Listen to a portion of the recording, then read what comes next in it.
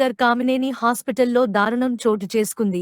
వైద్యుల నిర్లక్ష్యంతో సాంబయ్య అనే వ్యక్తి మృతి అంటూ కామినేని హాస్పిటల్లో బంధువుల అందులోనికి దిగారు. సాంబయ్యకి గుండె నొప్పి రావడంతో ఎల్బీ నగర్ కామినేని హాస్పిటల్లో చేర్పించిన బంధువులు సాంబయ్య చనిపోయినా కూడా వైద్యం చేశారని హాస్పిటల్లో బంధువుల ఆందోళన చేశారు.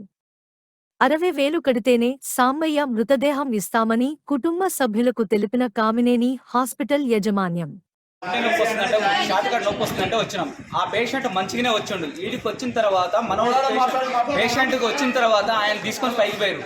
సార్ అంటే మంచిగా ఉందంటే పైకి తీసుకుపోయి చేపిస్తాను. పైకి తీసుకుపోయిన క్యాండిడేట్కి ఏం జరిగిందో తెలియదు.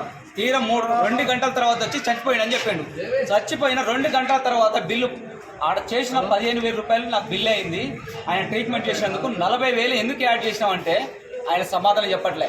చైర్మన్ గారితో బదిలాడి కాళ్ళలో పట్టుకుని ఆయన పని చేసిన అన్న సార్ ఇట్లా సంగతి అంటే తీసుకోపోంటే ఈయన చచ్చిపోయిన శవాన్ని మీద వ్యాపారం చేసుకొని నేను పంపేను, నేను గట్టిస్తా సార్ అని నేను డిమాండ్ చేస్తుంది సార్. ఇట్లా ఈ పేదోళ్ళకి ఇట్లాంటి సరైన కార్పొరేట్ హాస్పిటల్ ఇట్లా ఈ మోపున దోసుకొని తిని శవాల మీద వ్యాపారం చేస్తుండు. నెక్స్ట్ ఇప్పుడు వచ్చే జనాన్ని కూడా ఇదే తెలవాలి.